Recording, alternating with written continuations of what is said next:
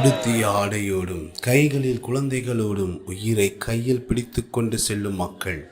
ஒரே இரவில் வீடுகளை இழந்து வெள்ளத்தின் நடுவே தவிக்கும் ஆயிரக்கணக்கான குடும்பங்கள். கடந்த 60 ஆண்டுகளில் இல்லாத பயங்கர வெள்ளத்தால் அசாம் மிதக்க இமயமலை பகுதிகளில் அடுத்தடுத்து நிகழும் நிலச்சரிவுகள் பேரழிவை ஏற்படுத்தி வருகின்றன. இயற்கையின் இந்த கோர தாண்டவத்தால் ஏற்பட்ட பாதிப்புகளை இந்த செய்தி தொகுப்பில் பார்க்கலாம்.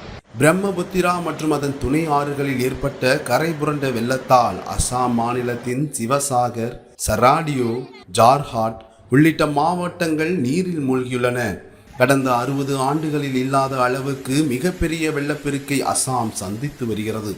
மின்சாரம் மற்றும் இணைய சேவை பாதிப்பால் பல கிராமங்கள் வெளியுலக தொடர்பை இழந்துள்ள நிலையில் இந்திய விமானப்படை, ஹெலிகாப்டர்கள் மற்றும் பேரிடர் மீட்பு படையினர் வான்வழியாக உணவுப் பொருட்களை வழங்கி மீட்பு பணிகளை போர்க்கால அடிப்படையில் மேற்கொண்டு வருகின்றனர். அசாமை தொடர்ந்து நாகாலாந்து, மேகாலயா, அருணாச்சல பிரதேசம் மற்றும் சிக்கிம் மாநிலங்களிலும் மழை கொட்டி தீர்த்து வருகிறது.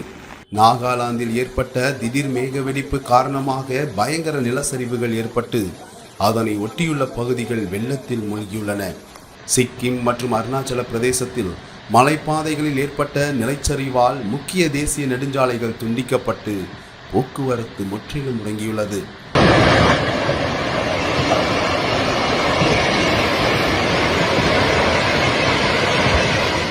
குஜராத் மற்றும் மகாராஷ்டிரா மாநிலங்களுக்கு வானிலை ஆய்வு மையம் மிக கனமழைக்கான எச்சரிக்கை விடுத்துள்ளது. குஜராத்தின் தாழ்வான நகர்ப்புற பகுதிகளில் மழைநீர் புகுந்து மக்களின் இயல்பு வாழ்க்கை முடங்கியுள்ளது.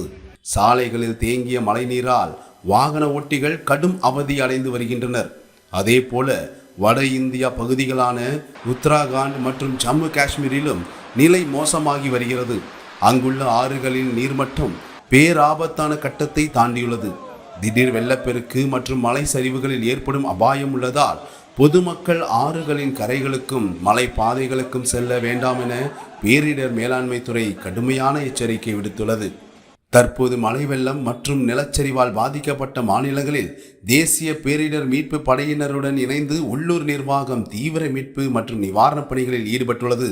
ஆயிரக்கணக்கான நிவாரண முகாம்கள் அமைக்கப்பட்டு மக்கள் பாதுகாப்பாக தங்க வைக்கப்பட்டுள்ளனர். தென் மாநிலங்கள் மழைக்காக ஏங்கிக் கொண்டிருக்க, வட மாநிலங்களோ வெள்ளத்தின் பிடியில் சிக்கி தவித்து வருகிறது. ஒரே நாட்டின் இருவேறு பகுதிகளில் நிலவும் இந்த இயற்கையின் மாறுபட்ட முகம் காலநிலை மாற்றத்தின் தீவிரத்தையும் நீர் மேலாண்மையின் அவசியத்தையும் நமக்கு மீண்டும் ஒருமுறை நினைவூட்டுகிறது.